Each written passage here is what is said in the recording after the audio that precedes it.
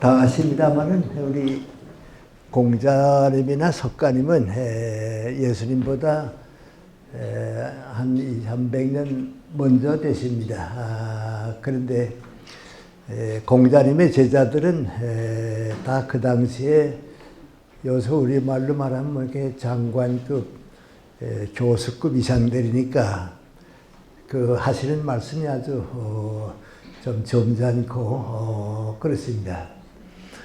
또 석가님의 제자들은 귀족이나 왕족 출신이 많이 있고 종교에 대한 전문가들입니다. 그래서 철학적인 교훈을 많이 남겨주셨는데 우리 예수님의 제자들은 좀 솔직히 말하면 공부를 못한 사람들입니다. 그리고 따라다니는 사람은 대부분 환자들이고요.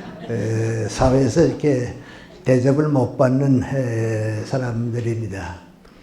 그러니까 예수님께서 이렇게 가르쳐 주시는 말씀이 공자님이나 석가님에 비하게 되면 쉽게 말하면 이렇게 수준이 낮습니다. 그러니까 뭐 농사 짓는 얘기, 씨 뿌리는 얘기, 비유가 많은데 그 모르는 사람들은 논리적인 것보다는 비유를 얘기하면 이해하니까 이제 많고 그렇습니다.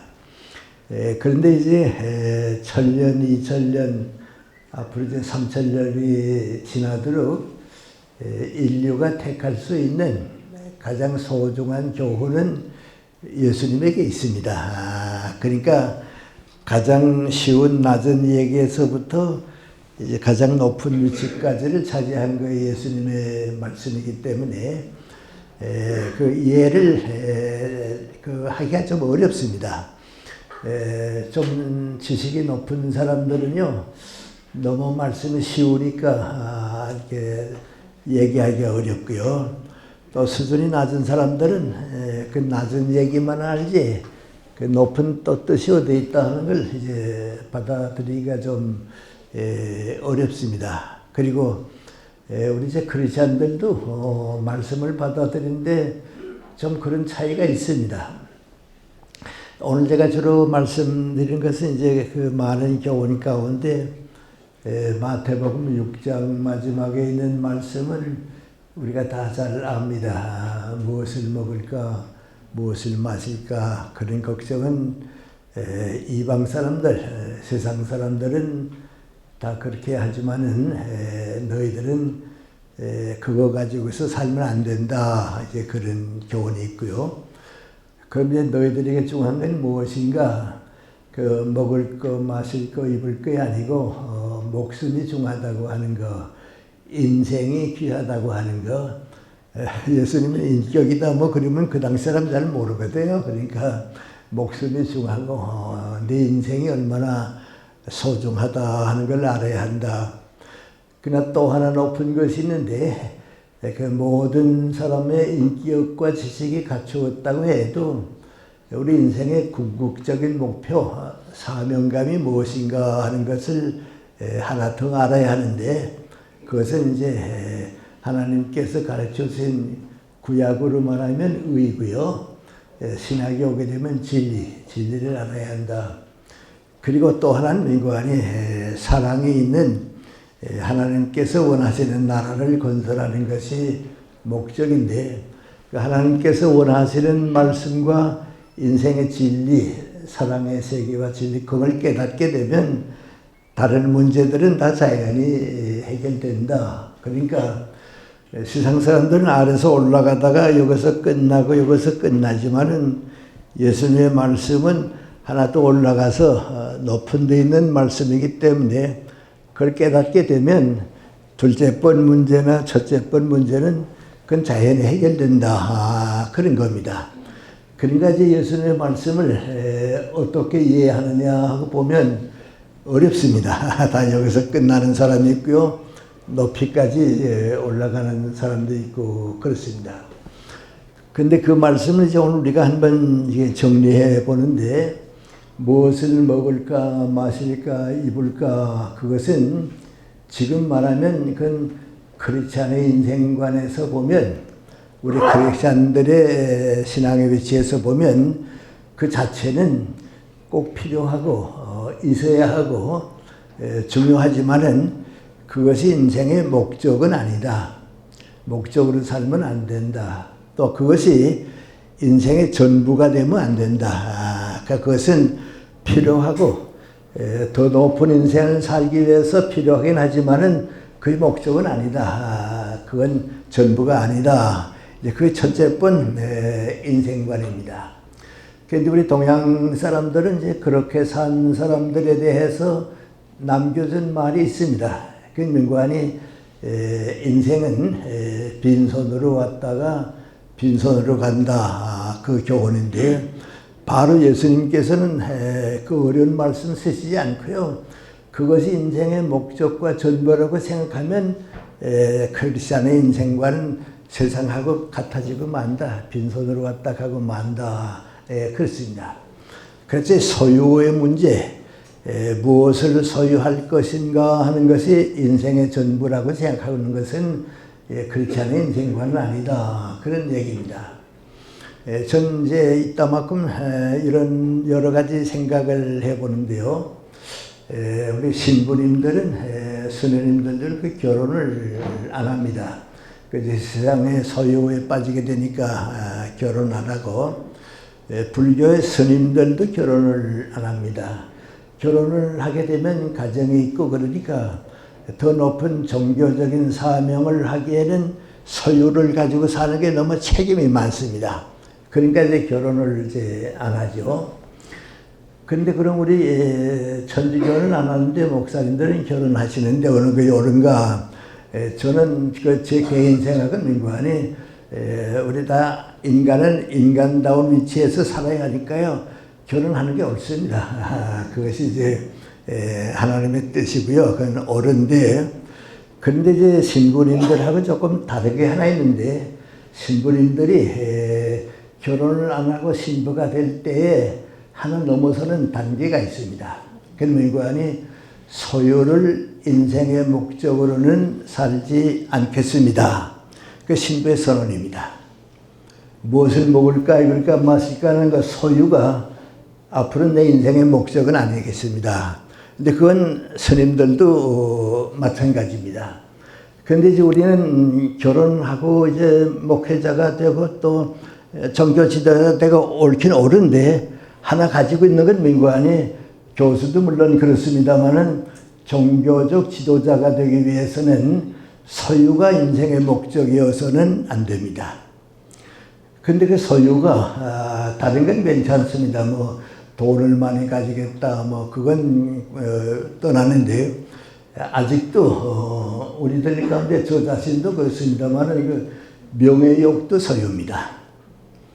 그 요새 우리 감리교, 저도 감리교 다닙니다만 감리교 본부에서 움직이는 걸 가만 보게 되면요, 개개 목사님들은 사실은 안 그러신데 감리교 본부에 가보게 되면 너무 많은 사람들이 그 명예욕 비슷한 거 가지지 않나 말이죠.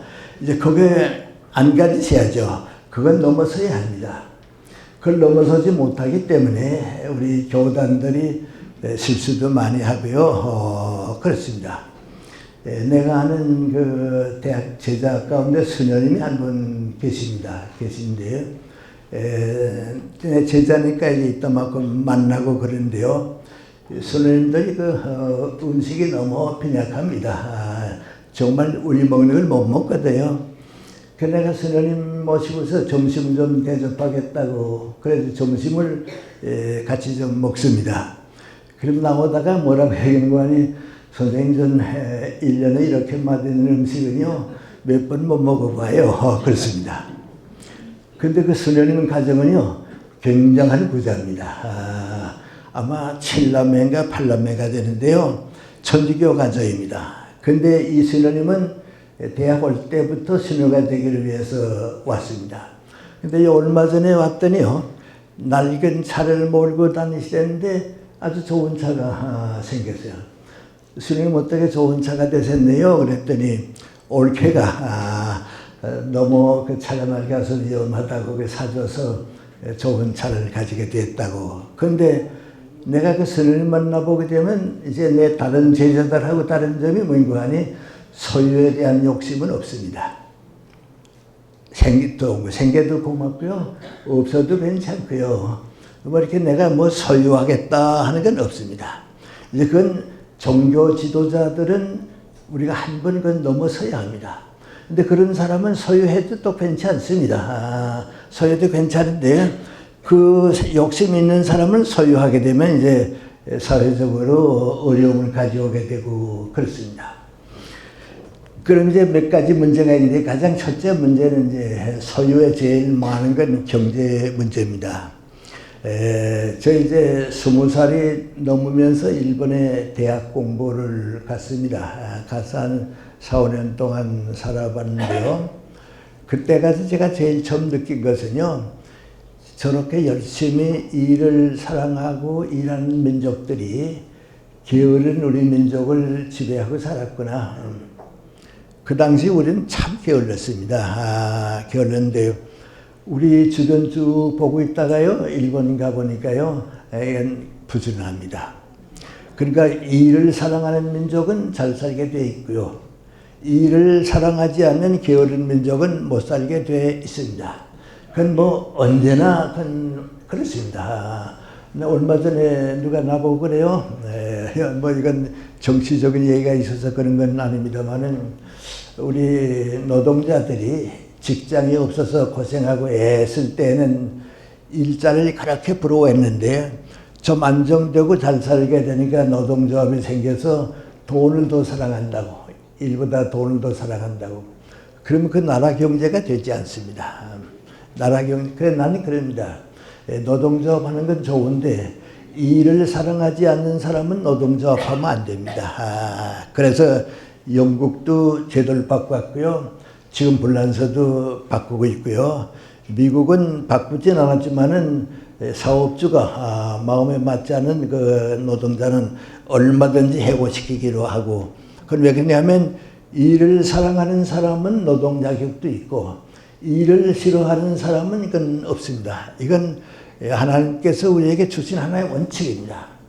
그래 그때부터 저는 무슨 생각했는 거 아니 우리 민족도 일본 사람들만큼 일을 사랑하는 때가 오면 하나님께서 축복해 주실 것이다. 그러나 지금과 같이 기울이고 일을 사랑할 줄 모르면 그 영원히 가난해야 합니다. 할 수가 없습니다. 이제 그러다가 이제 또 한 20년 있다가 미국에 가봤습니다. 가봤더니 미국과 구라파는 열심히 일해서 일의 가치를 창조해 가지고 나누어 가지는 사회입니다. 여러분이 이제 미국이나 구라파 가보게 되면요. 열심히 일해서 일의 가치를 부를 창출합니다. 그리고 사회가 나누어 가집니다. 그게 바로 기독교 정신입니다. 그러니까 그렇게 되는 나라들이 전부 기독교 정신을 가진 나라들입니다. 또 개인도 그렇습니다. 저 자신도 이제 40될 때까지는 좀 가난하게 살았습니다. 북한에서 왔기 때문에 이제 뭐 가진 게 없고요. 연세대학교 교수가 되니까 좀 안정될 듯 싶었는데요. 미안합니다. 그래서 제 얘기를 하다 보니까 그런데 저는 애들이 6입니다. 그리고 6.25 전쟁 때 고등학교, 대학 다니는 동생들이 또 왔습니다. 그러니까 부양가족이 적어도 어머니도 계시고요. 내 아내도 있고, 내가 부양가족이 다 합하면 11입니다. 그러니까 연세대학교 월급 가지고는 잘 안 됩니다. 고생합니다. 애들도 이제 함께 고생하고 이제 그렇습니다. 그런데 그렇게 사니까 모든 생각이 뭔가 하니 수입입니다. 어떻게 좀 수입을 늘리느냐 그래서 합니다. 근데 가난한 사람들이 그렇게 사는 건 그건 뭐 우리가 나무랄 수가 없습니다. 왜냐하면 그렇게 살아야 하니까요. 내가 아는 장로님이 한 분 계신데요. 전도를 열심히 합니다. 그래서 주일날 오후에 택시를 타고 오다가 이제 아마 택시 운전기사한테 교회 나가시라고 말이죠. 전도했는가 봅니다. 그랬더니 택시 운전기사가 저도 배부르면 교회 나갑니다. 오늘 볼자는 못 삽니다. 우리 사정을 아시면서 얘기하세요 말이요. 그 망신했다 그래요. 가난한 사람의 수입을 위해서 하는 건 옳습니다. 그건 우리가 나무라지 않습니다. 그런데 조금 기초 생활이 되게 되면 그대로 돈 때문에 살면 안 됩니다. 그렇습니다. 저는 이제 그렇게 좀 어렵게 살다가 조금 안정될 만한 때입니다. 한번 손님이 왔는데요. 대구에서 고등학교 교감 선생으로 있는 그 내 제자가 왔습니다. 온 목적은 고등학교에 중고등학교 선생님들이 한 600~700명 되는데 1년에 한 번씩 수련회가 있습니다. 근데 금년에는 나를 강사로 초청했는데 좀 강연을 해줬으면 좋겠다. 그리고 내 제자니까 이제 교장회의에서 내가 가라 그래서 온 겁니다. 그 토요일 오후에 우리 대구에 좀 와주시면 좋겠다고 그래요. 그 내가 스케줄을 보니까요. 토요일 날 오후에 삼성그룹에 내가 강연을 가게 돼 있습니다. 그런데 삼성그룹에 가면 차편이 생기고요. 옛날이니까요. 또 뭐 이렇게 70분 강의하면 됩니다. 강사료는 대구에 갔다 오는 것보다 배가 좀 넘습니다. 근데 이제 대구에 가게 되면 옛날이니까요. 아침에 갔다가 이제 밤에 와야 합니다. 강사료도 얼마 안 됩니다. 만약에 내가 내 아내 보고서 그 두 군데 가운데 어디 갈까? 그러면 내 아내 대답은 그건 왜 걱정하냐고 돈 많이 주는 데 가지고. 네, 그냥. 그 잘못 아닙니다. 그렇게 살았습니다. 그런데 내가 그게 어렵다고 그랬더니 내 제자가 그런 저런 할 수 없으니까 빈손으로 돌아가겠습니다. 그래요. 근데 나를 믿고 왔다가 그 빈손으로 간다고 하는 표정을 보니까요. 마음이 좀 무거워요. 그래서 그러면서 조금 기다려보라고 말이죠. 삼성그룹에 내가 전화를 걸어서 내가 좀 이런 사정인데 허락해주면 대구에 갔으면 좋겠다고. 거기서 의논하다가 허락이 됐습니다. 대구로 갔습니다. 아침에 옛날이니까요. 일찍 갔다가 이제 저녁에 늦게 서울역에 내려서 버스를 타고 집으로 오면서 가만 생각을 해보니까요. 이제는 내가 굶지는 않게 되고 애들 교육은 시키게 되었으니까 이런 내 인생관이 바뀌어야겠다 말이죠. 돈이 전부고 수입이 전부다. 언제나 돈을 위해서 일하는 건 이건 지성인도 아니고 이건 크리스찬다운 생활도 아니니까 바꿔야겠다. 그의 계기가 돼서 그 다음부터는 무슨 일이 많은 수입이 생기느냐 그것보다는 무슨 일이 더 중하냐 말이야. 또 소중한 일이 뭐냐 바꿨습니다. 근데 그렇게 몇십 년 살고 보니까요. 이상하게 돈을 따라갔던 때보다는 일을 따라가니까 수입이 더 늘어요. 그리고 그 사는 한 차원 좀 높은 생활을 하게 되고요. 그래요. 그러다가 이제 80쯤 됐습니다. 그러니까 이번에는 크리스찬으로서 사는 이제 소유의식이 뭔가 하는 생각인데 일은 왜 하느냐 말이죠. 일은 왜 하느냐. 일은 필요로 하는 사람들에게 봉사하는 거다 말이죠. 그러니까 뭐 수입이 많다 적다 그건 둘째 문제고 내가 가서 돕지 않으면 안 될 일은 내가 가야겠다. 또 예수님께서 가신 일을 내가 대신해서 가야 할 때는 내가 가야겠다. 그렇게 가니까 어떤 때는 내가 돈을 좀 쓰면서도 갑니다. 또 어떤 때는 이제 비용을 내면서도 가고 이제 그렇습니다. 그렇게 되니까 비로소 없어지는 게 민구안이 일용할 양식은 충분히 되니까요. 이제는 돈이 더 많이 들어오는 것이 부담이 됩니다. 난 교회도요. 헌금이 많으면 부담될 것 같아요.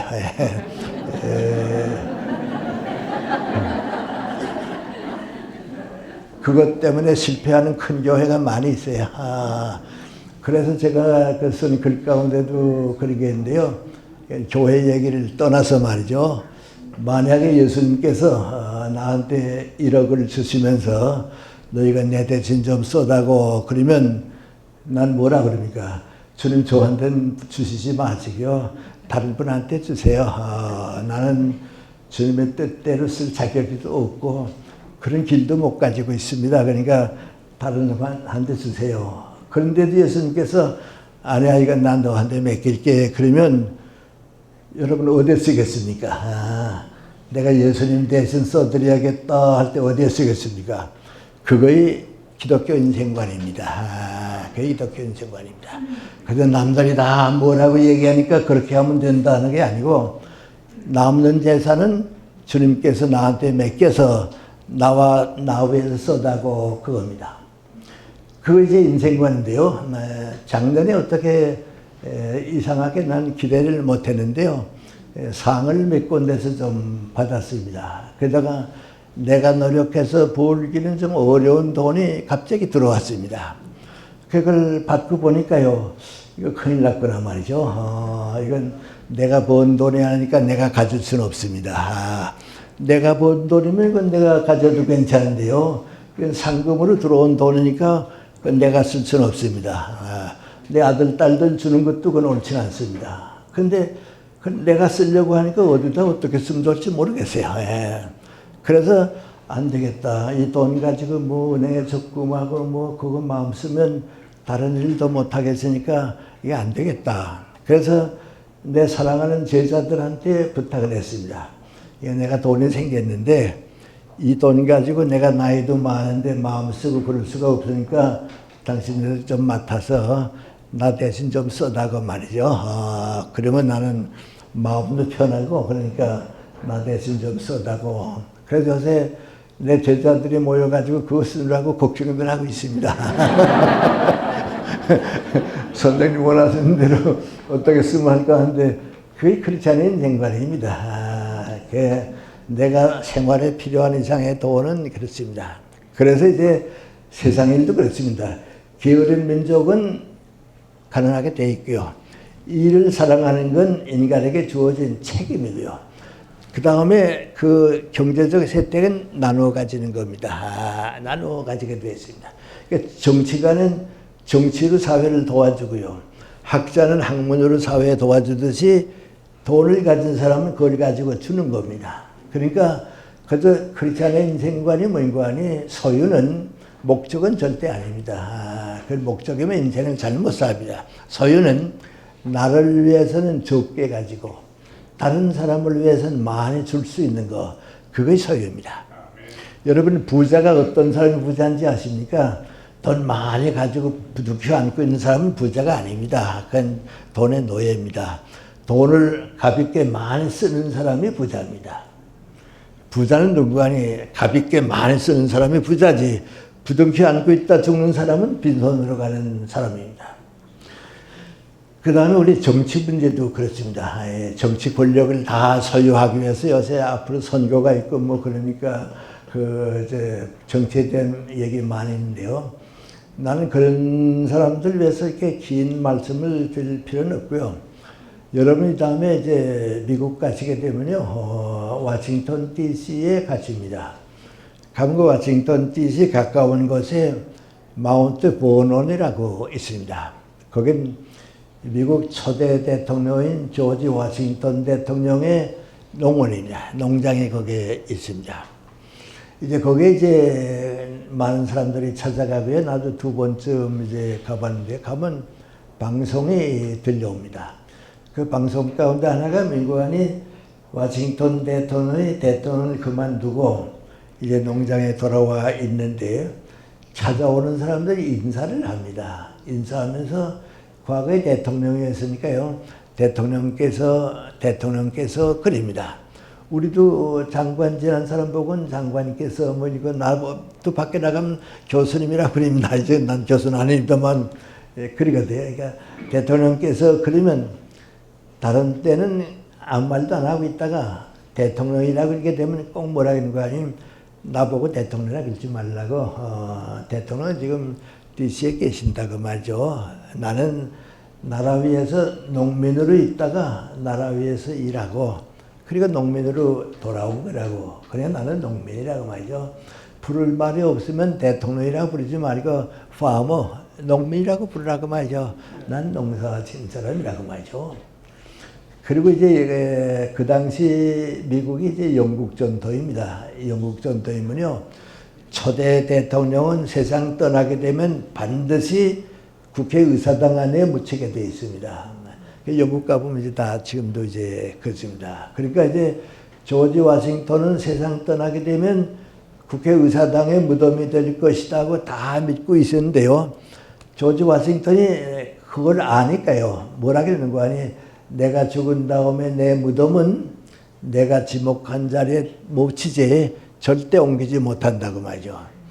그리고 유언이 어디 있는 거 아니? 당신 사는 집이 있는데요. 그 집 이쪽에 좀 이렇게 돌짝밭하고 뭐 이렇게 좀 못 쓸 땅입니다. 이렇게 좀 경사가 진 땅인데요. 농사 못 질 땅이죠. 그 돌짝밭 비슷한데 큰 돌도 있고 그럽니다. 그게 묻혔습니다.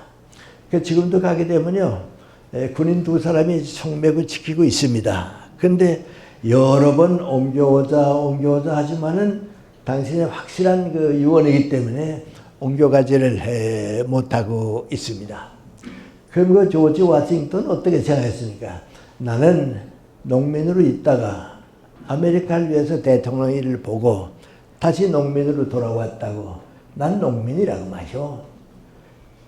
대통령이 내가 대통령이라고 생각하는 사람이 아니고 대통령이 나는 농민이라고 생각하는 사람. 그거 이제 크리스찬다운 자기 위치입니다. 그러니까 예수님께서 뭐라 그랬습니까? 높아지려고 하지 말라고 섬기는 자가 되라고 말이죠.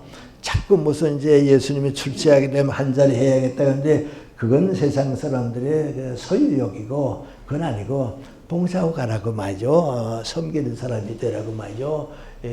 그렇습니다. 근데 그건 우리 모든 사람들이 다 이제 그런데요. 그런데 이제 저 같은 뭐 교수라든지 문화인이라든지 우리 종교 지도자들이 그 다음에 명예욕에 너무 많이 빠집니다. 정말 저렇게 명예욕에 너무 많이 빠진데요. 깊이 생각해 보면요, 그게 잘못된 겁니다. 그걸 소유하는 게 바로 아닙니다. 내가 저희 정년퇴직하고 난 다음에요, 내 친구인 안병욱 선생님 만났어요. 그랬더니 안 선생님 나보고 그래요. 김생 그 정년퇴직하고 나니까 지방대학에서 총장으로 오라고 뭐 그런 얘기 없어요? 그래요. 그래서 한두 번 부탁받았다고 말이죠.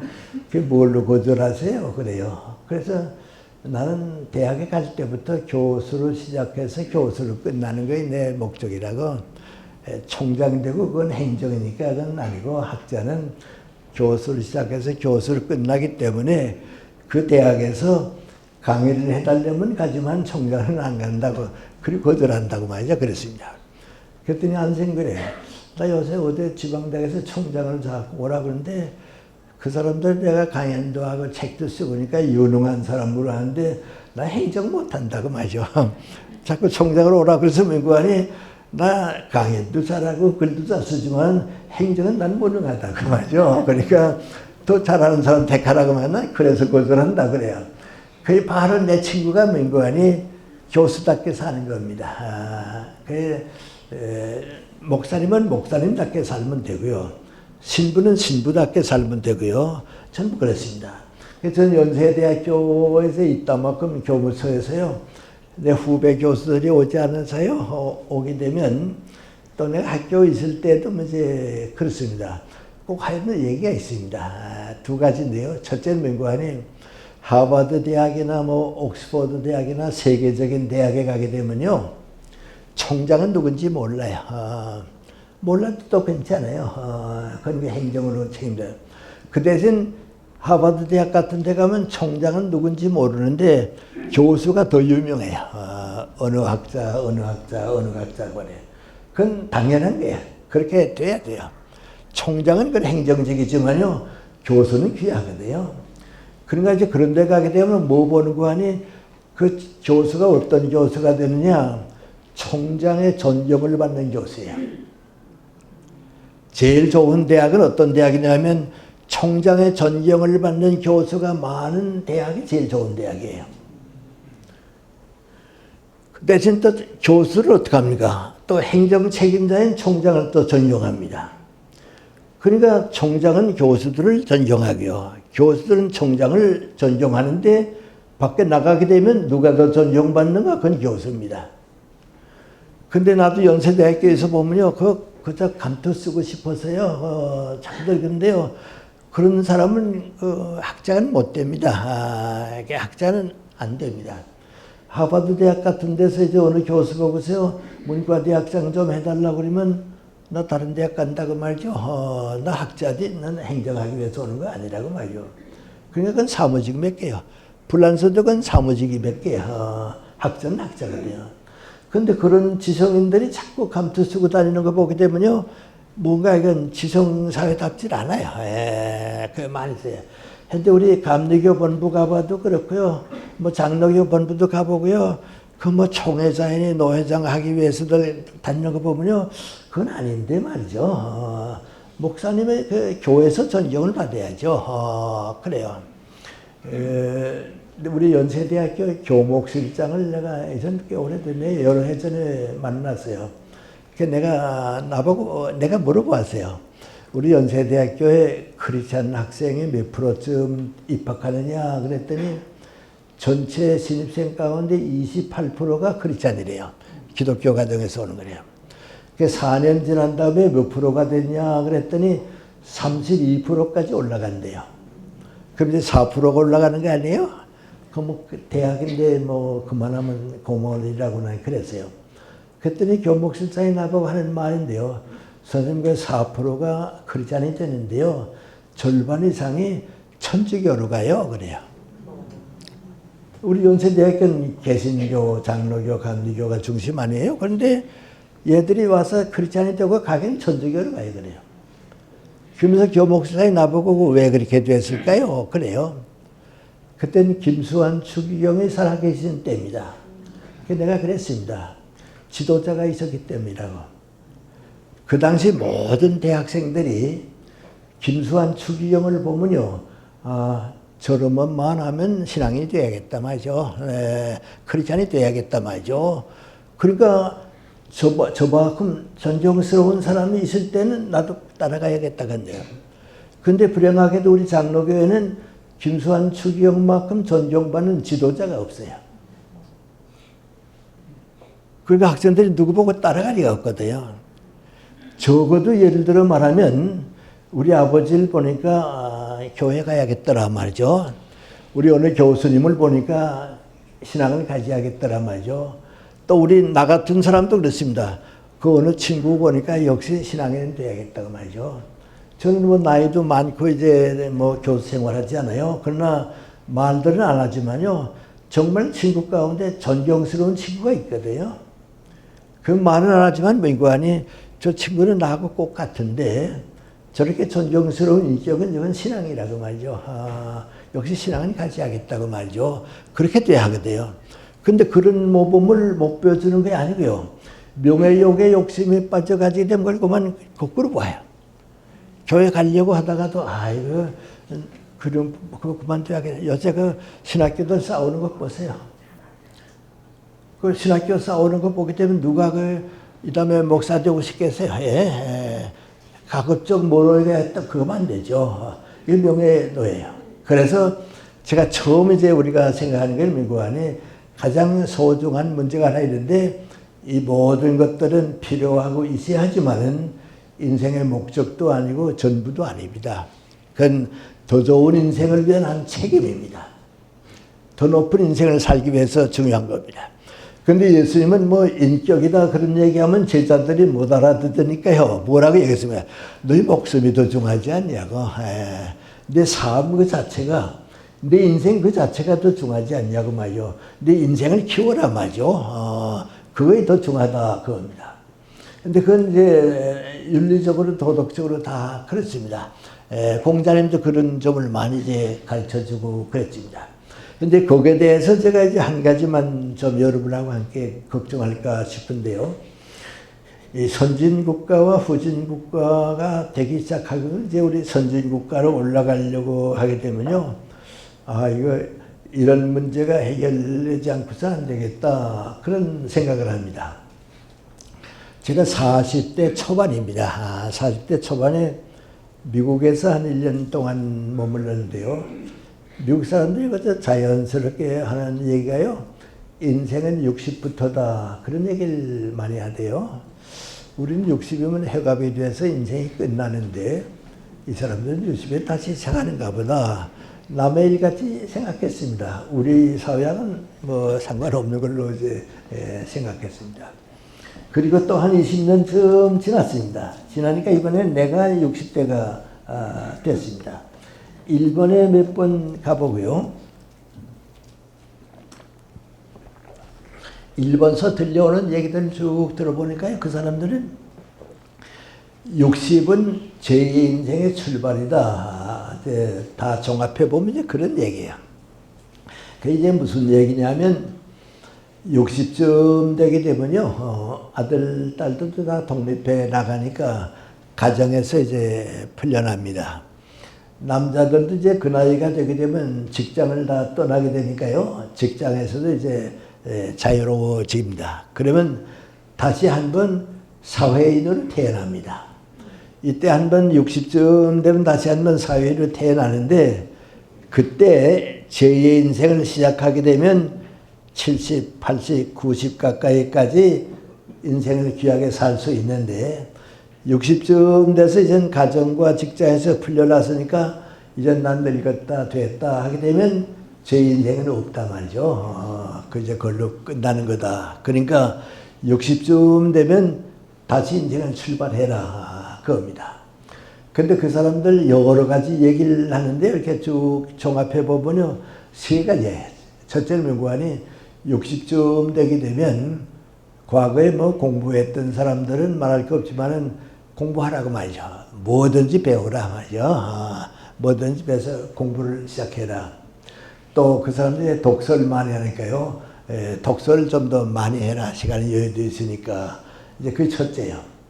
두 번째는 명관이 과거에 하지 못했던 취미 활동을 60 넘으면서 다시 시작해라 말이죠. 그러면 이제 인생을 즐겁게 보람있게 살 수 있다. 그런 얘기입니다. 얼마 전에 시내에 나갔다가요. 70대 이상 사람들 좀 모이는데 갔어요. 갔는데 동영상을 하나 보여주는데요. 미국의 한 할머니가 90이 돼서 그림을 그리기 시작했어요. 101살까지 그랬는데요. 그 좋은 그림들 몇 점 이렇게 쭉 이제 영상으로 보여줘. 마지막 그림도 보여주네요. 나도 이제 그걸 보면서요. 저거 100살이 넘어가지고서 저 그림을 그린 할머니가 얼마나 행복했을까 말이죠. 정말 참 그 부럽다. 그런 생각했어요. 그래, 그런 취미 활동을 해라 그겁니다. 하고 세 번째가 명관이 60쯤 되게 되면 절대로 놀지 말아라 그래요. 노는 사람은 인생 끝난다 말이죠. 그러니까 무슨 일이든지 해라 말이에요. 뭐 수입이 있다 없다 그 생각은 하지 말고 요새는 봉사활동도 많이 있잖아요. 그러니까 일을 찾아서라도 일해라 말이죠. 그 일하는 사람은 행복하게 살고 일을 안 하는 사람은 그걸로 끝난다고 말이죠. 일해라 그렇습니다. 근데 선진국가에 우리가 별로 생각 없으니까 이제 가보게 되면요. 이제는 그게 상식이 됐어요. 다 그래요. 여러 해 전에 미국에 갔어요. LA에 갔는데요. 한국에서 이민간 좀 이제 나하고 그 당시 나이가 비슷했으니까요. 좀 나이 든 사람들이 60대, 70대 된 사람들이죠. 토요일 점심을 같이 먹고서 이제 여러분이 모여서 이런 얘기 저런 얘기 하고 있는데요. 서울서 고등학교 교장 지낸 분입니다. 그 교장 지낸 분이 내 옆에 오더니 선생님 미안합니다. 좀 더 함께 시간 보내고 얘기도 듣고 싶고 그런데요. 저 일하러 갈 시간이 돼서 전 먼저 가봐야겠습니다. 그래요? 아니 연금으로 다 살고 여기까지 왔는데 뭐 일 그렇게 열심히 하세요? 그랬더니 선생님 미국 와서 살아보니까요. 노는 사람이 바보입니다. 그래요. 노는 사람이 자기 인생 잃어버리는 세상이라고 말이죠. 바보라고 말이죠. 그래서 부인하고 사모님 그 부부가 함께 의논해서 놀면 안 되겠다 말이죠. 우리도 일하자. 그래서 일주일에 나흘 동안 2시간씩 호텔하고 병원에 가서 청소해줘요. 영어는 못하죠. 나이도 많죠. 그러니까 2시간씩 청소하는데 지금 바로 청소하러 갈 시간이 됐다고 봐죠. 그래 가야겠다 그래요. 그러니까 내가 아니 그 돈 벌어서 뭐 하려고 그러세요? 그랬더니 1년 좀 넘게 1년 반 가까이 일하게 되면 그 돈으로 구라파 여행 가고 성주 순례 가려고 말이죠. 그 돈 번다 그래. 그 돈 번다 그래. 근데 나는 그 사람이 제일 인상 깊은 게 뭐고 하니 여기 와 살았더니 노는 게 바보라 그래. 왜 인생을 노냐고 말이죠. 일 찾아서 얼마든지 할 수 있는데 왜 노냐 그래요. 난 이제 세브란스 병원을 많이 가는데요. 가면 이제 그 주부님들이 와서 봉사하거든요. 봉사하는데요. 그 봉사하는 분들은 행복해요. 근데 대학까지 다 나왔지만은 그래서 뭐 나 생활 안정됐다고 노는 사람들이 불행해요. 일하는 사람은 행복해요. 일 없는 사람은 불행해요. 그러니까 무슨 일든지 해라. 이제 그런 얘기입니다. 그리고 이제 또 한 20년 지나니까 이제 내가 80대가 됐거든요. 그런데 한 번 내 친구 안병욱 선생, 김태길 선생하고 국회의사당에서 어떻게 만났어요. 부탁받은 일 끝내고 앉아서 뭐 이런 얘기 저런 얘기 하다가 시간이 좀 여유가 있으니까요. 이런 여러 가지 얘기 하다가요. 80이 넘도록 이렇게 쭉 살아와 봤는데 계란에는 노른자가 있어서 병아리도 까나오고 계란 입구실을 하는데 우리 인생에도 계란에 노른자 같이 이렇게 알차고 행복한 황금이가 있었을 텐데 그게 몇 살쯤이었을까? 다 경험을 해봤는데 이제 몇 살쯤이었을까? 그런 얘기가 났어요. 50부터 아니었을까? 그런 얘기인데 50에서 60까지는 일을 많이 합니다. 일을 많이 하지만은 내가 나를 믿을 수 있는 나이만큼 성숙하지는 못했거든요. 일은 주어진 대로 하지만은 내 인격이나 지도자의 자질이나 사람들의 존경을 받을 만한 건 잘 안 되거든요. 그건 일은 일꾼이지만 말이요. 너무 일이다 말이죠. 그 안병욱 선생님 인관이 그런 공자님 말씀이 맞는다고 60쯤 되니까 내가 나를 믿을 수 있고 철이 들고 말이죠. 이제는 내 인생을 내가 보람있게 살 수 있고 후배들에게 모범이 될 수도 있다 하는 자신이 생긴 60이라고 말이죠. 그 이제 60부터다 이제 그랬습니다. 그럼 60부터 언제까지냐? 성장하는 동안은 행복했다. 그런데 학문적으로나 인간적으로나 뭐 모든 사회 관심에 대한 높여갔는데 75세까지는 성장하더라. 75세까지는 성장하는데 그걸 성장했다고 해서 끝내면 내려버리고 마니까 그걸 얼마나 연장하느냐 생각해 봤는데 쭉 연장하는데 80대 후반 90 가까이까지 갈 때는 그때까지 연장하더라 말이죠. 일본 사람들이 제2의 인생이라는 게 바로 그거거든요. 그거에 더 소중하니까 90 가까이까지 연장해라. 그래서 이제 우리 생각이 뭔가 하지 60쯤 되게 되면 제2의 마라톤을 뛰기 시작해서 90까지는 마음 놓고 달려보라 말이죠. 마음 놓고 달려보라. 그때 우리 90은 못 됐으니까 그건 그 다음에는 모르겠고 그 생각입니다. 근데 우리 주변에 가만 보니까 김수환 추기경도 87세에 돌아가시는데요. 86세까지는 쭉 일한 분입니다. 내 친구 김태길 선생은 89세에 돌아갔는데요. 88세까지도 뭐 쭉 일했어요. 안병욱 선생은 우연히 내가 텔레비전 보니까요. 마지막 텔레비전 나온 거에 92세 때예요. 근데 방송국에 나오진 못하고요. 방송국에서 이제 와서 이제 녹화해서 근데 뭐 목소리도 카랑카랑하고요.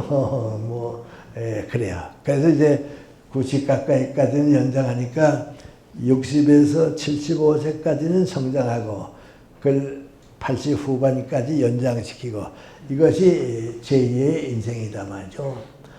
그리고 이제 우리가 쭉 다녀보면요. 선진사회 사람들은 다 그렇게 생각하고 삽니다. 여러분들 거기서 다니면 모르는데요. 일본에 여행을 해보세요. 도시에 가든지 시골에 가든지 우리하고 다르게 민관이 노인들이 놀질 않습니다. 다 일하고 있습니다. 그래서 나는 우리는 좀 잘못된 게 한 가지 있는데요.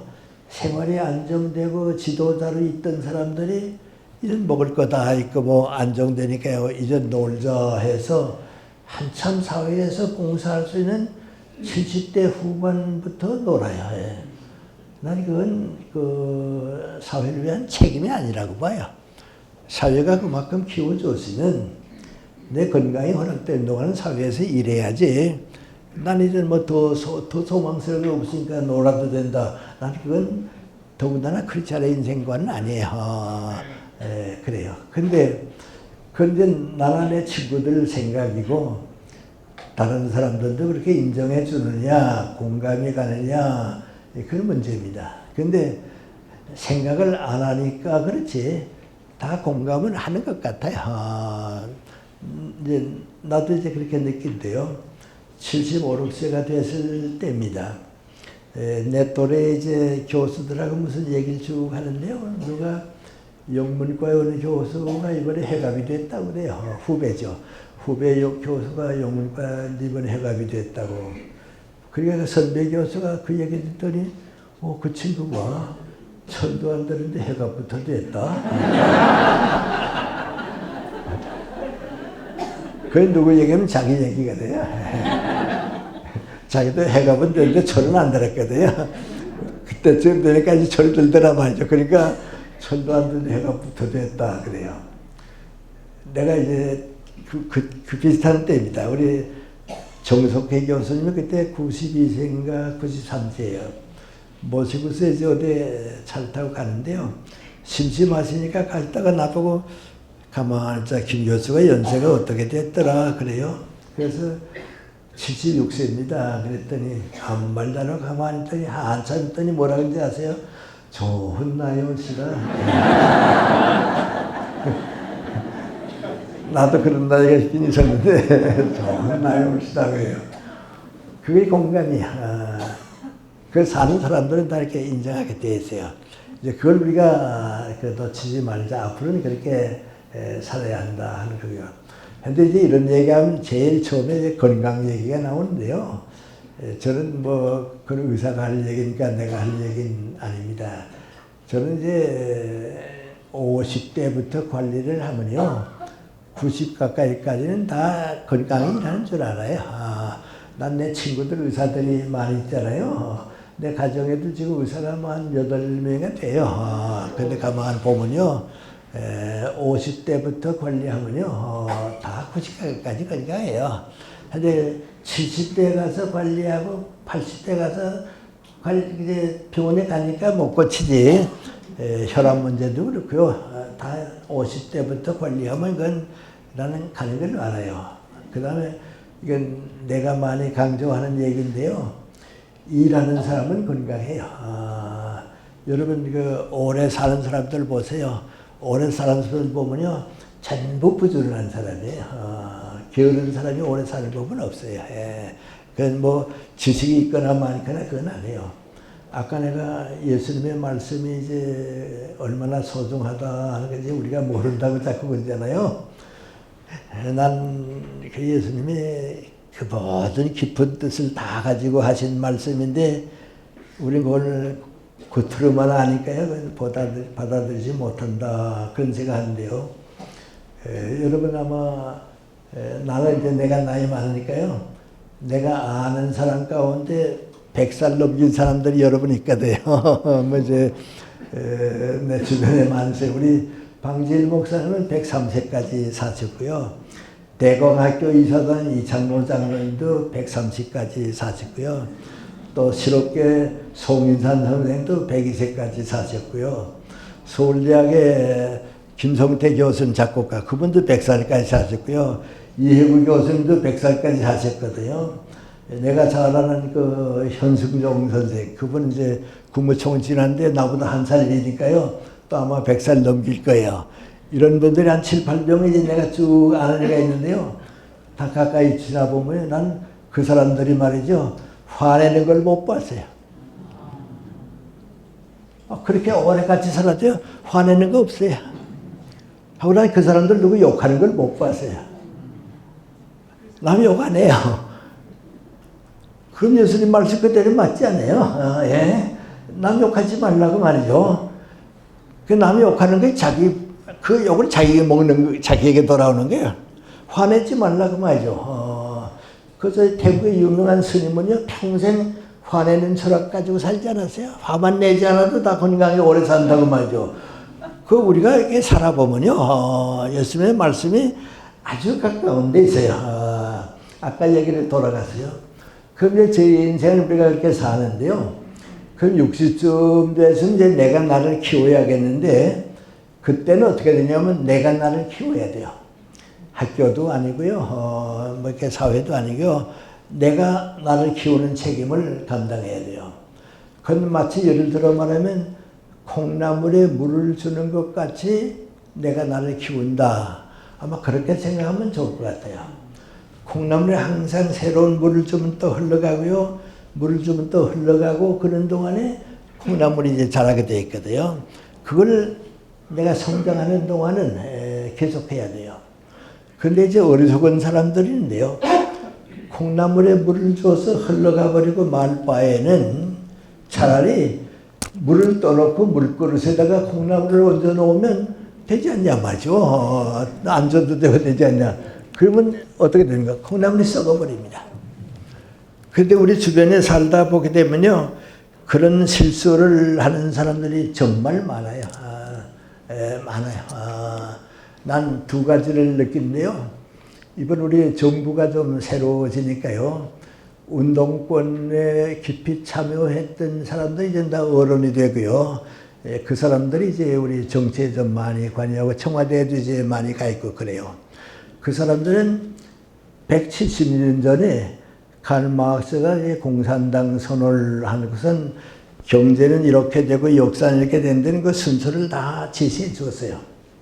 근데 그 170년 전에 그렇게 얘기한 것을 170년이 지난 오늘도 그 교과서 그대로 가야 한다고 봐요. 그렇게 되게 되면 다른 나라들은 다 그동안 달라졌는데 다시 시작하니까요. 모든 게 정치적으로 후퇴해요. 근데 그걸 믿기 때문에 몰라요. 나는 운동권으로 학생들 내가 직접 키우고 같이 살았으니까 이제 아는데요. 그 지금 제일 어려운 문제예요. 한 20, 30년 지나면 세대가 바뀌면 바뀌는데요. 지금 정치 참여하는 사람들이 이제 다 거기래요. 근데 그 길을 밟았던 소련도 무너졌죠. 그 길을 밟았던 중국도 후진 사회가 됐죠. 다 지금 떠났거든요. 남한과 북한 하나밖에 없는데 북한도 끝나게 됐거든요. 그런데도 그 순서를 밟는 것이 이거 교과서 같이 되니까요. 그대로 가려고 그래요. 그래서 저는 이제 그런 얘기 하죠. 내가 일본서 대학 다닐 때 마르크스주의가 가장 팽창했던 때인데요. 그때 우리 교수님 뭐라는 거 아니 20대가 돼서 마르크스 모르면 그건 바보라고. 세계가 다 가지고 있는 건 새로운 바보라고. 그 대신 30 넘도록 따라다니는 건 더 바보라고 말이죠.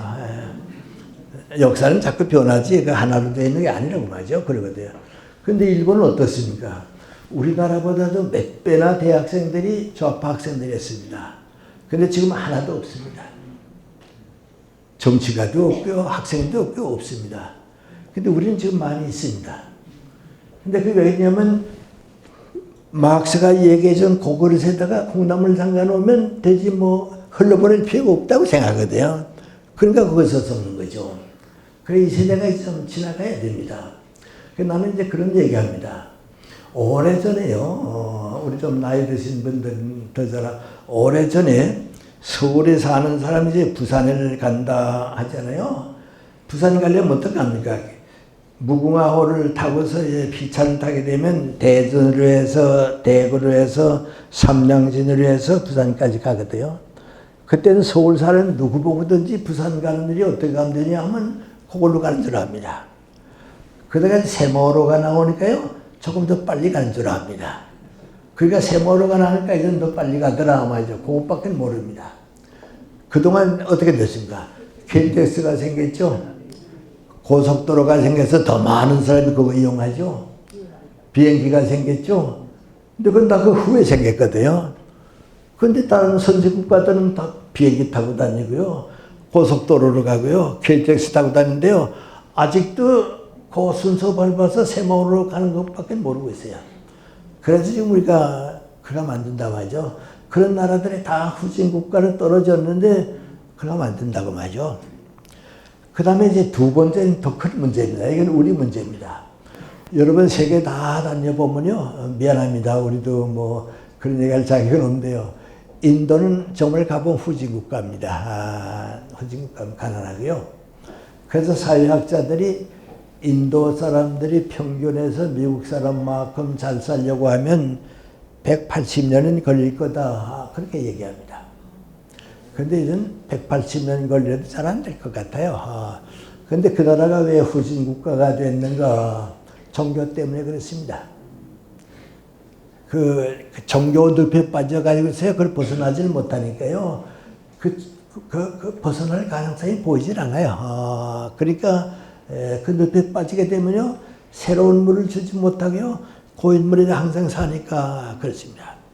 여러분 이따만큼 우리 올림픽 같은 거 보면요. 한국 같은 작은 나라도 올림픽에서 금메달 몇 개씩 따는데요. 인도 사람들이 메달 따는 거 어떻게 보면 안 보이거든요. 그렇게 돼요. 그게 종교 문제고요.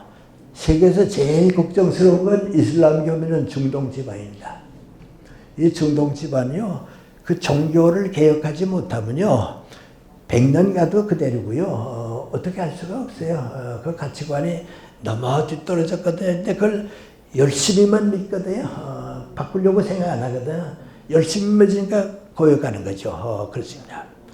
근데 이제 우리나라의 신학자들, 우리나라 기독교를 밖에서 보는 사람들, 천주교를 보는 사람들이 한 말이 뭔가니 근본주의 신앙에 머물게 되면 성장을 못합니다. 거기에 그대로 머물려고만 하지 굳어지려고만 하지 성장을 못합니다. 그래서 이제 우리 좀 걱정하는 사람들은요. 교회가 많아지는 거 커지는 게 문제가 아니고 사회가 성장하는 것 빠르고요. 교회가 성장하는 건 그대로 있으면요. 그 다음에 성장한 사람들이 교회에 오질 않아요.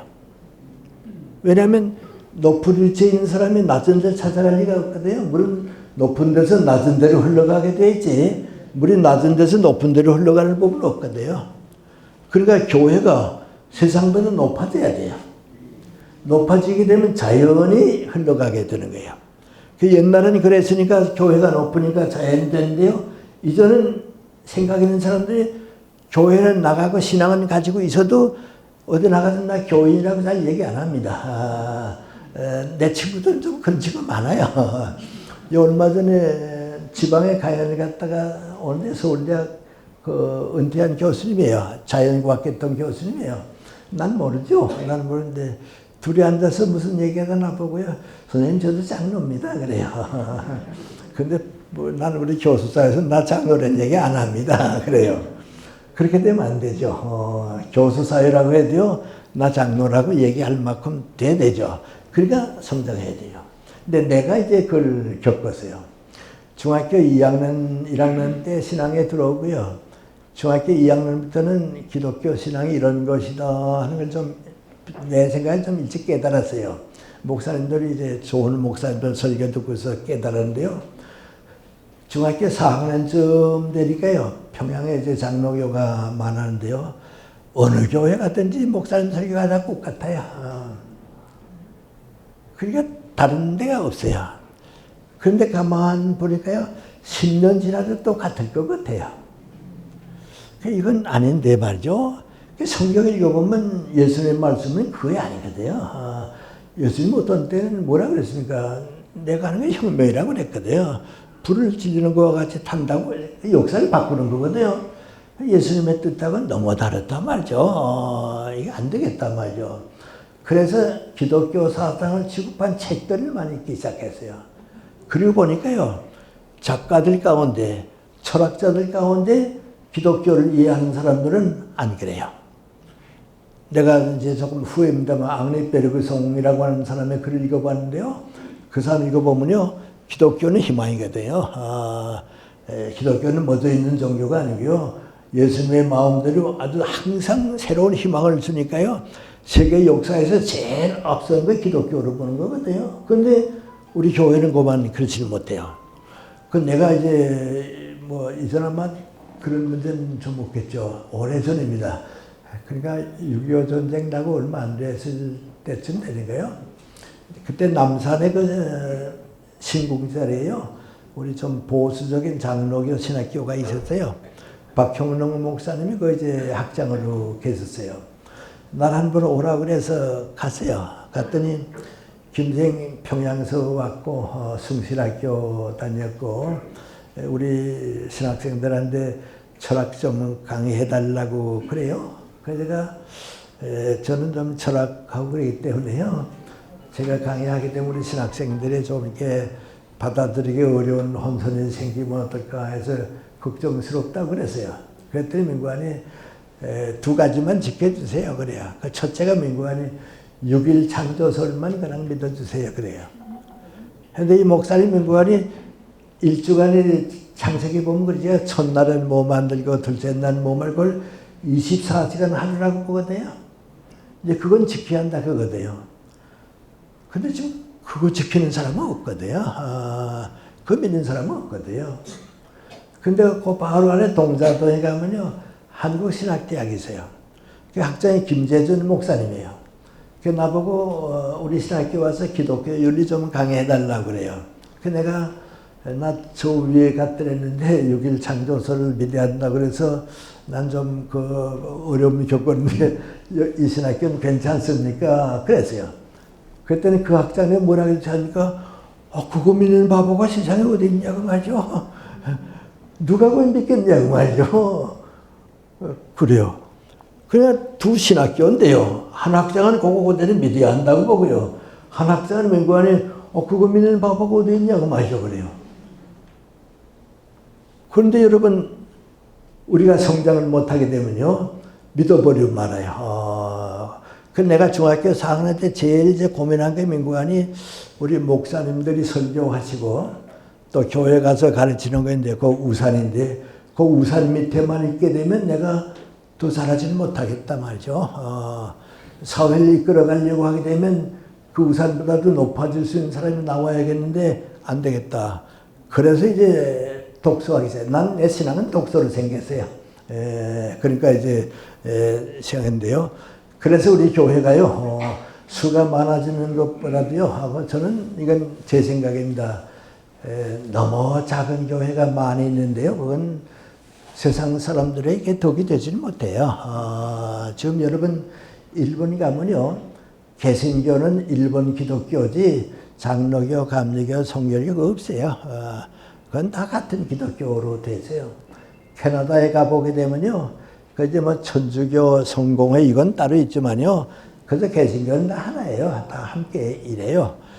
그런 모범을 좀 보여줘야 되거든요. 근데 우리는 그걸 못 보여주니까요. 자꾸 이제 세상 사람들이 세상 안 그런데 이상하다. 우리 지금 신학교를 보게 되면요. 일반 대학은 이제 그런 과정 다 밟았는데 지금도 신학교에서 싸우고 있다고 말이죠. 좀 걱정되거든요. 그래서 이제 멎어버리면 안 돼요. 그럼 이제 다시 우리 얘기로 돌아가세요. 네, 이제 뭐 크리스찬이라는 것보다 우리 자신을 위해서요. 그렇게 성장하려고 하면 가장 중요한 게 뭐니까 공부하는 거예요. 공부하는 자세가 돼요. 사람이 공부를 안 하게 되면요. 성장 못 하고요. 성장 못 하면요. 내 인생이 그걸 늙어버리고 말아요. 그래서 아까 콩나물에 물을 주는 것 같다 그랬는데 공부하는 건 마음대로 선택할 수 있는 건데 그 가운데 하나는 독서를 좀 많이 했으면 좋겠어요. 책을 좀 많이 읽었으면 좋겠어요. 근데 내가 이제 독서 운동을 좀 하고요. 지금도 내 제자들한테 고등학생들한테 독서 운동 좀 해줬으면 좋겠다. 그래서 좀 계획들 세워보고 있고 이제 그런데요.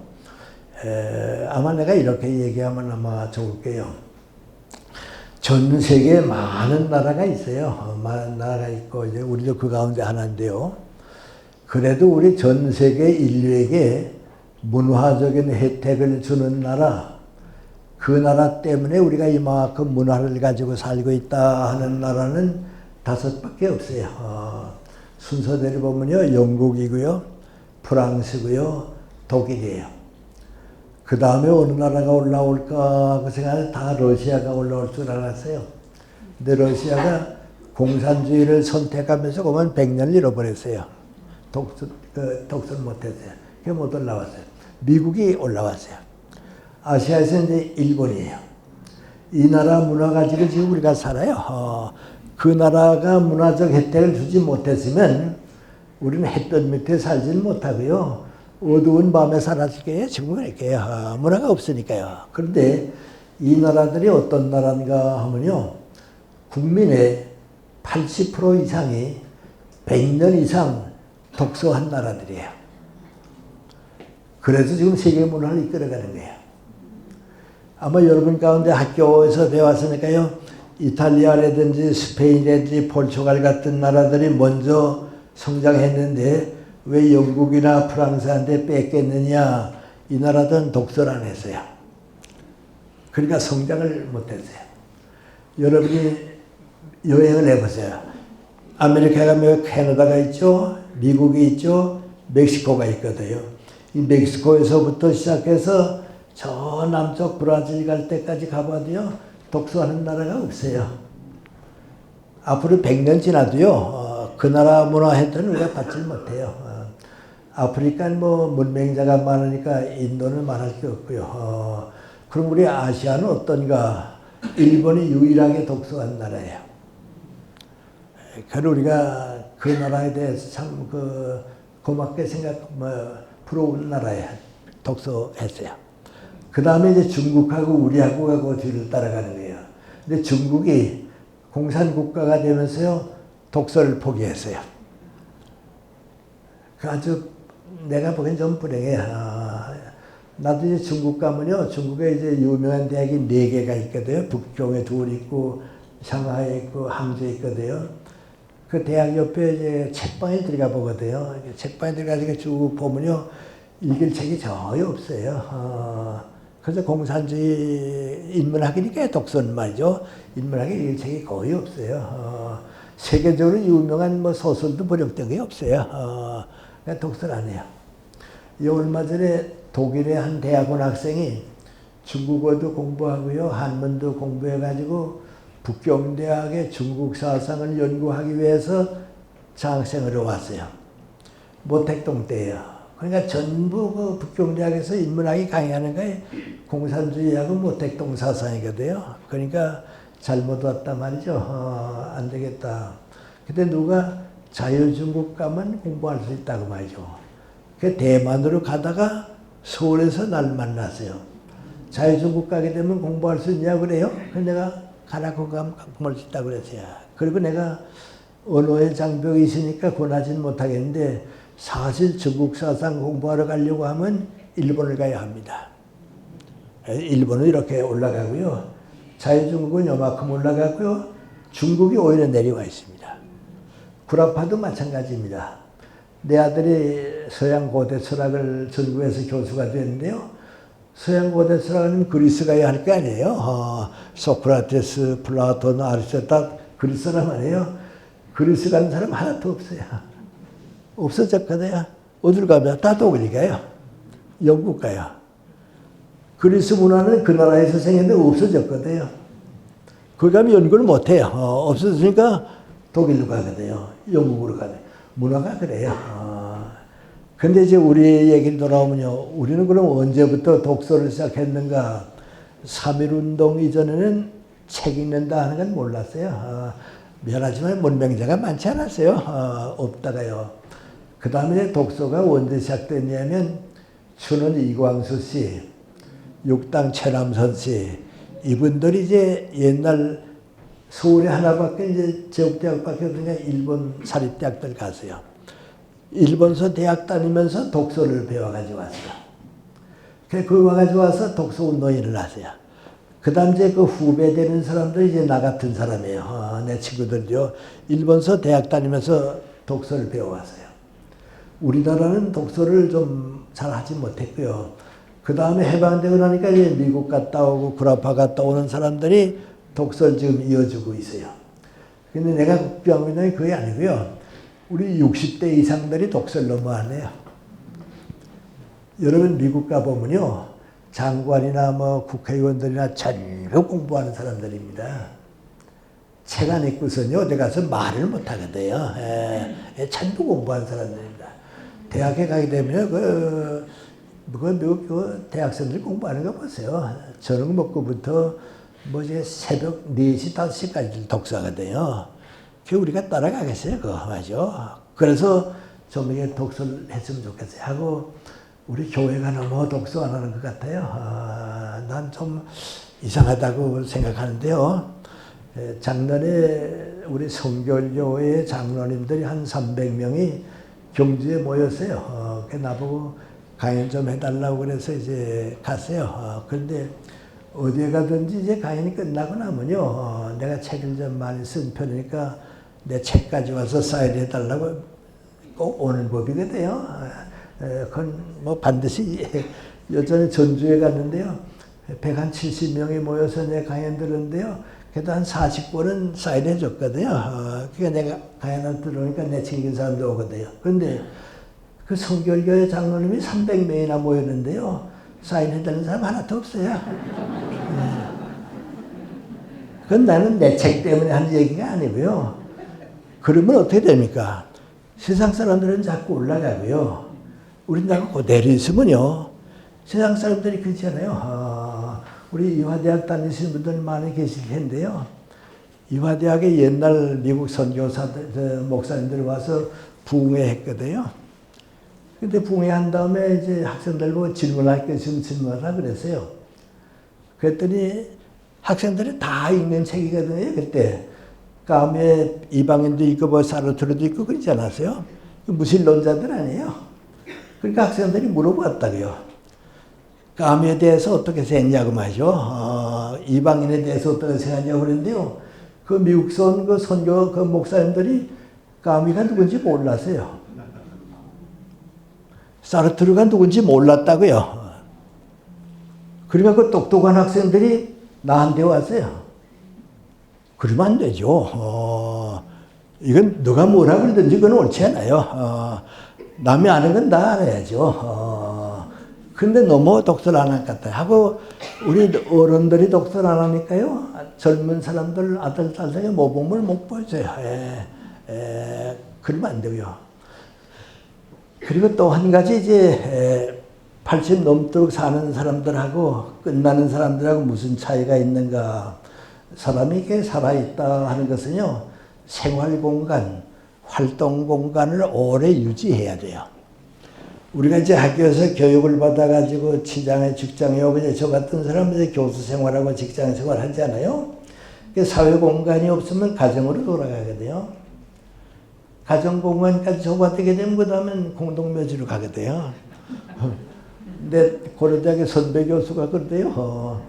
60에 해가 기념 논문집을 받으니까 나는 안 늙었는데 자꾸 늙은이 취급하더라고 말이죠. 사람이 그 제가 늙는 게 아니고 남이 늙게 만드는가 봐. 그래요. 무슨 말씀이세요? 그랬더니 옛날이죠. 해가 기념 논문집을 받았다 하는 게 신문에 나니까 나는 그대로 있는데 후배 교수들이 그 며칠 동안에 인사가 달라져서 전에는 안녕하십니까? 일찍 나오셨습니다. 그렇게 인사하던 교수들이 해가 지났다 하니까 인사가 달라져서 건강하니 괜찮으시죠? 요새는 뭘로 소일하세요? 그래 늙더라고 마셔. 그 5년 동안 정년퇴직을 하니까 전 사회 공간 없어졌죠? 가정 공간으로 왔거든요. 그 나보고 그래요. 70이 넘으니까 또 가정에서 자꾸 쫓겨나려고 그래요. 가정이 내 집인데 뭐 정년이 있으니까 나가라고 얘기하니까 왜 걱정하세요? 그랬더니 김생 내 나이가 되고 꼭 그런 건 아니야. 그래요. 왜요? 내 선배 교수 얘기 그대로 소개하면요. 60대 때까지는 내가 어디 나갔다 늦게 들어온다고. 들어오면 내 와이프가 따졌다고. 어디 갔다 했냐고. 누구 만나냐고. 또 오늘 여자친구 만나고 왔냐고. 따진다고 말이죠. 그러니까 살 맛이 있었다고 말이죠. 근데 60이 넘고 나니까 일찍 오거나 늦게 오거나 뭐 물어보지도 않는다고 말이죠. 그래서 나 왔어요. 그러면 벌써 왔어요? 얼마나 갈 데가 없으면 집에만 오려고 하는 것도 야 이거 봐라 이거 이런 가정에서도 이거 좋지 않겠다. 그런데 또 얼마 지나서 70이 넘으니까요. 아, 왜 종일 집에만 계세요? 좀 나갔다 오라고 하죠. 돈이 새 나오지. 그 며느리가 안 되겠다 싶으니까 시그머니 10,000원짜리 주더래 나갔다 오라고 하냐. 아, 이건 10,000원짜리 주랴. 그래요. 요거 끝나면 공동묘지야. 그래요. 근데 그 내 친구 얘기하면 인간이 사회 공간을 유지하라 그거예요. 우리 사회 지도자가 누군지 아세요? 정년퇴직하고 나도요, 사회 공간을 쭉 유지하는 사람들이에요. 일하는 사람들이에요. 그래서 그래요. 시간이 다 됐으니까 좀 제가 결론 비슷하게 얘기하겠습니다. 아까 내가 내 친구들 얘기를 좀 했는데요. 대학 생활을 이렇게 쭉 해보면 지금은 안 그렇죠. 이거 다 옛날 얘기니까요. 연세대학교 와서 이렇게 쭉 살아보니까요.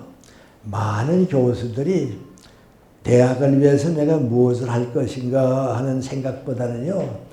대학에서 내가 얼마나 많이 도움을 받을까 그 생각을 더 많이 해요. 더 많이 해요.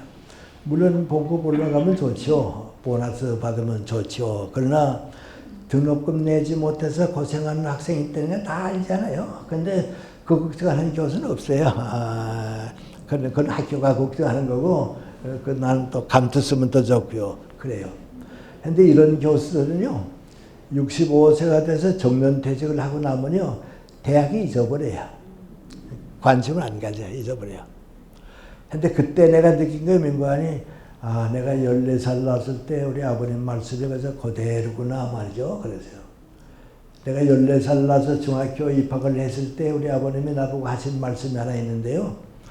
너 이제 중학생이 됐다 하니까 내가 얘기하겠는데, 너 이제부터 인생을 쭉 살아가는 동안에 항상 나와 내 가정 걱정만 하면서 살게 되면 가정만큼밖에 잘하지를 못한다. 직장 생활할 때 언제나 직장을 위해서 섬기고 봉사하고 친구들과 더불어 함께 일하게 되면 내가 그 직장만큼 성장하고 또 그만큼 지역사회 지도자가 된다. 근데 꼭 같은 사람이 민족과 국가를 항상 걱정하면서 살게 되면 너도 모르는 동안에 민족 국가만큼 커진단다. 근데 지금 생각해 보면요, 우리 아버님은 옛날 분이기 때문에 학교 교육은 못 받으셨거든요. 교회에서 쭉 계셨거든요. 근데 그게 내 아들이 나한테 한 그 얘기가 그게 바로 기독교 정신이에요. 난 기독교 정신 좀 그렇게 키워줬으면 좋겠어요. 뭐 출세해라, 뭐 신학 공부해라, 목사가 되라, 뭐 장로 그거 아니고요. 내가 얼마나 사회에 대해서 관심을 가지고 너 자신을 희생할 수 있느냐 말이죠. 그거 가르쳐 주는 거예요. 근데 내가 연세대학교 와 보니까요.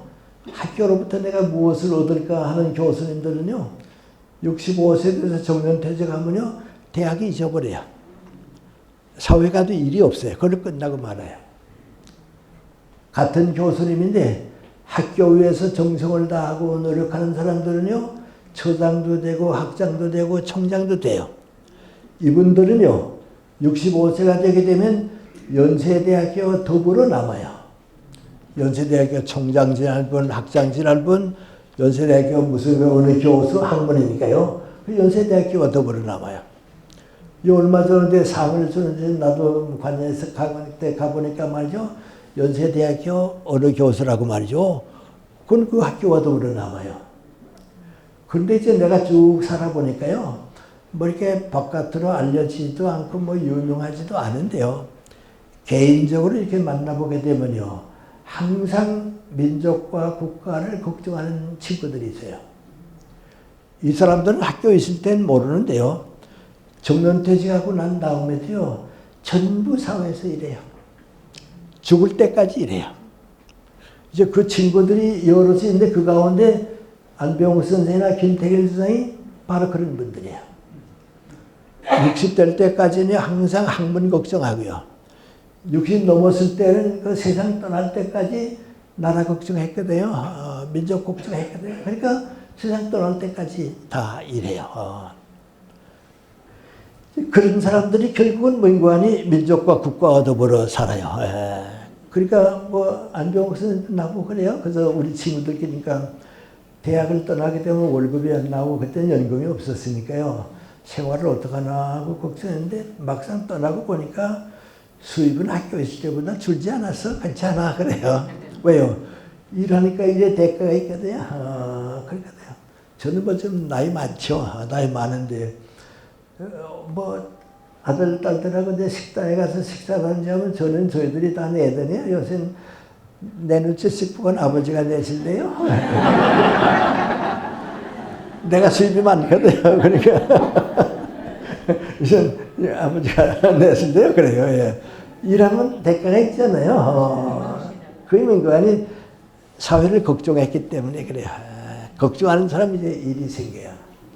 오래전에 안병 선생님이 나한테 전화를 걸었어요. 김생 우리 셋이 다 동갑이고 50년 동안 친구로 살아왔고 그런 동안에 80 중반까지 다 됐는데 이제 가만 생각해 보니까 우리 셋이 모여서 즐거운 시간은 가져본 길이 거의 없네. 너무 바쁘니까 일만 하고 너무 이렇게 떨어져 산 것 같다고. 그래 더 늦기 전에 1년에 한 두세 번이라도 모여서 그때는 우리 하루 좀 즐겁게 차도 마시고 점심도 먹고 우리 친구 우정도 좀 이제 생각하자고 그래요. 그러자고 내 김태길 씨한테 전화 걸게. 그 김대한테 전화 걸었어요. 안생 생각도 그렇고 내 생각도 그런데 우리 1년에 한 두세 번은 만나면 어떻냐 그랬어요. 난 그러자고 그럴 줄 알았거든요. 근데 전화를 받고서 글쎄 하고 한참 있더니 그 한 가지만 생각하고 또 다른 생각은 못하는 것 같다. 그래요.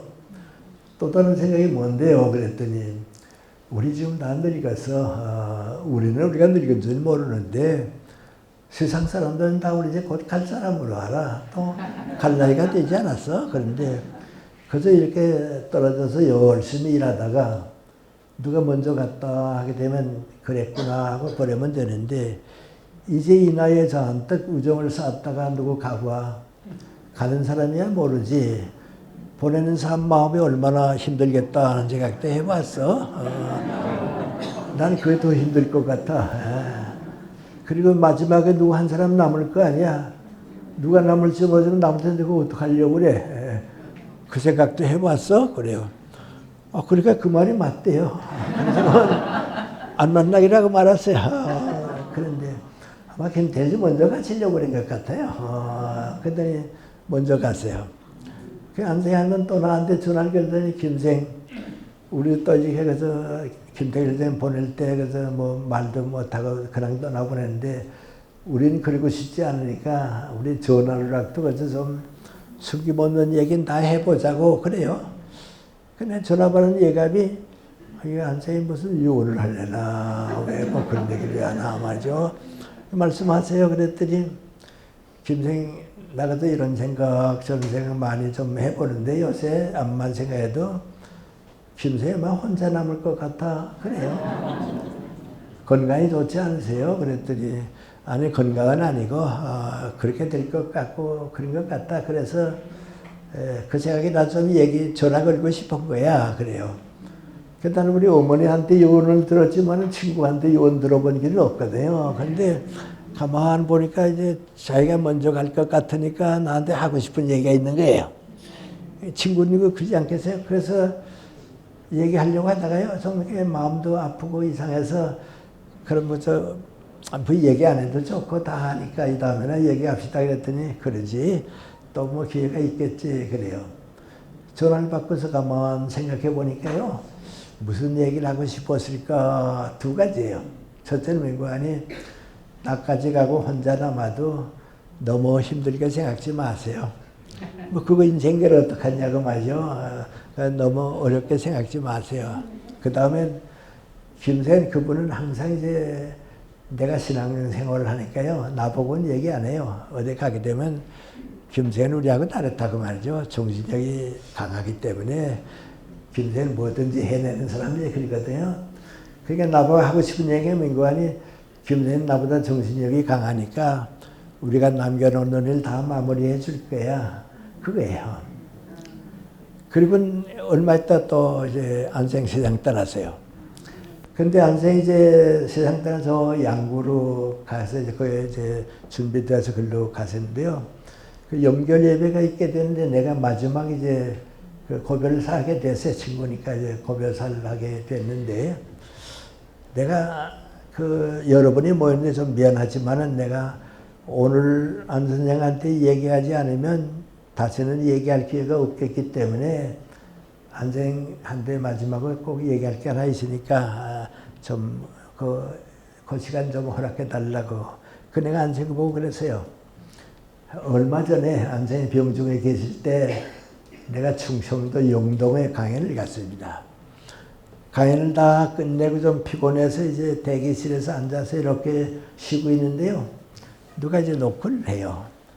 들어오세요. 그랬더니 70대 후반쯤 되어 보이는데 내가 보기에는 아마 그 지방의 유지고요. 교회 아마 장로님이신 것 같아요. 여러 가지로 와서. 그분이 들어오셨어요.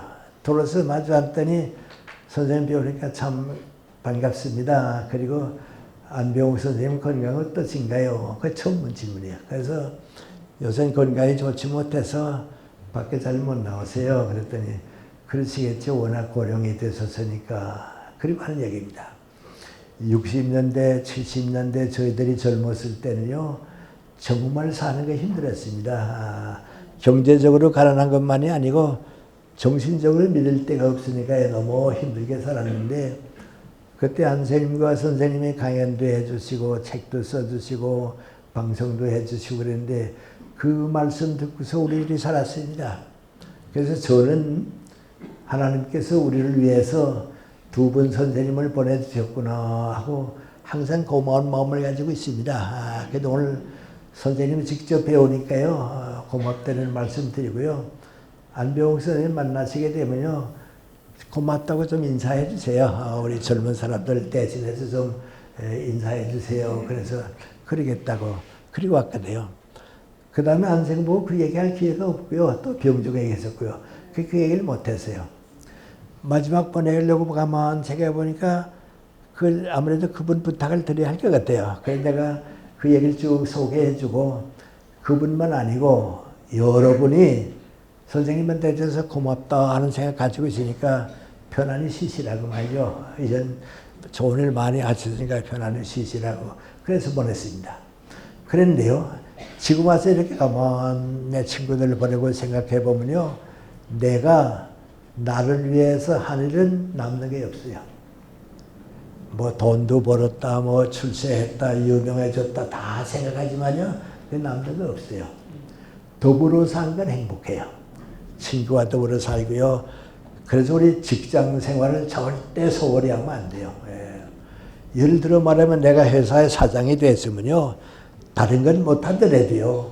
내가 사장으로 있는 우리 직원들이 여기서 행복하고 인생을 보람있게 살고 이 다음에 나이 들어서 정년퇴직하고 난 다음에도요. 서로 만났을 때 그래 우리 같은 직장에서 일할 때가 참 행복했다고 그런 때가 하면 다시 왔으면 좋겠다고 그걸 우리가 책임져야 돼요. 신앙이라는 게 더불어 사는 거거든요.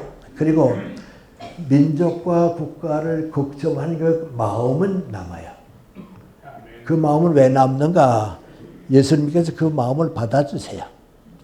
그리고 그 마음 위에 자꾸 역사를 쌓아가고 하세요. 그래서 우리 크리스찬이 산다 하는 것은요. 예수님의 사랑을 우리가 많이 받아들였는데 그 사랑을 우리 이웃 사람들한테 끝까지 나누어주는 거예요. 나누어주는 거예요. 근데 뭐 업적이 있다 그건 생각지 말고요. 그 마음을 버리지 않고 사는 동안 예수님께서 그 마음을 쌓아서 대한민국의 역사가 되고요. 우리 교회가 되고요. 그래요. 우리 교회가 한 가지 더 생각해야 하는 게 있는데 그건 민구안이 교회는 목적은 아니에요. 여러분 성경을 읽어보면요. 예수님은 한 번도 교회 걱정하셨거나 좋은 교회 만들라고 부탁하신 일은 없어요. 이상할 정도로 없어요. 전부 뭐 얘기했습니까? 하나님의 나라예요. 그러니까 너희는 하나님의 나라를 만들기 위해서 교회가 있고 일꾼을 키워야 하고 진리를 가르쳐야 하고 사랑을 베풀어야 하고 그 예수님의 사랑을 우리 교회가 받아가지고 나 개인이 잘하고요. 그 개인이 사회에 나가서 하나님의 나라를 건설해 주니까요. 목적은 하나님의 나라에 있어요. 그리고 우리 민족과 국가를 위해서 걱정하고 기도하는 것이 바로 그런 뜻이에요. 그래서 우리 대교회가 좋긴 한 것 같지만은 조금 걱정스러운 건 민구안이 교회가 커지게 되면요. 목사님이나 장로님들이 교회가 너무 그러니까 교회 유지하기 위해서 하나님의 나라를 잊어버릴까 봐 걱정해요. 교회는요, 자꾸 사회로 일꾼을 내보내야 돼요. 예. 뭐 교회니까 그 말씀드립니다. 얼마 전에 미국의 한 내 후배가요, 나한테 조그마한 그 무슨 이렇게 칼럼을 하나 보내줬어요. 그 칼럼을 보니까 미국의 한 목사님이 드린 기도예요.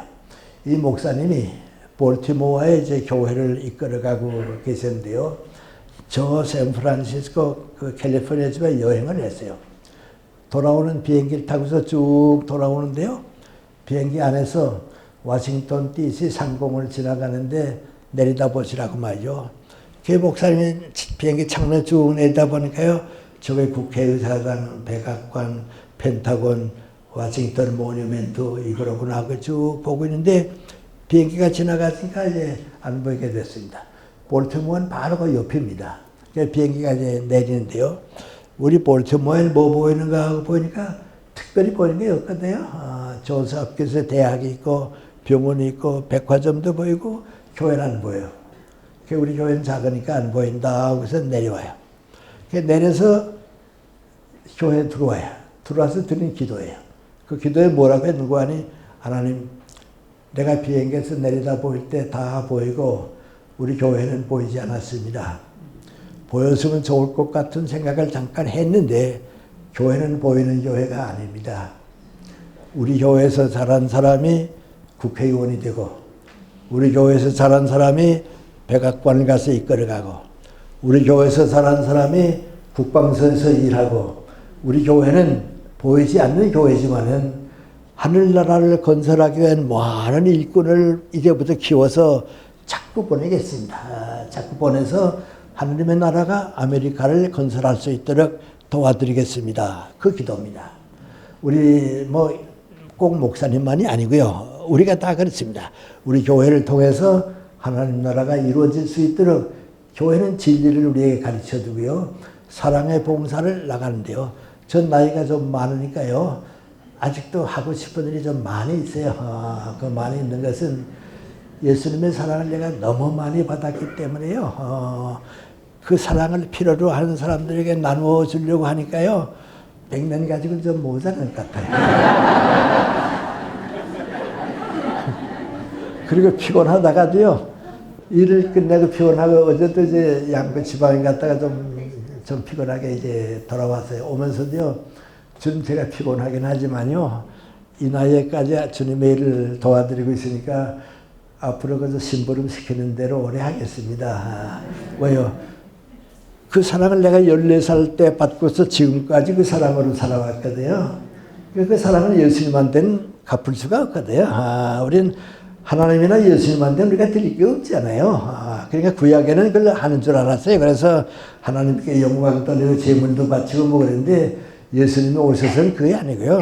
하나님께서 너희들에게 주신 그 사랑을 네 이웃에게 베풀어라. 하나님이 받는 건 아니고 내 이웃에 베풉니다. 그렇게 보게 되면 여러분이 우리 신앙생활의 차원도 높아지고요. 교회 사명이 얼마나 우리 하늘나라에 소중하다고 하는 것도 깨닫고요.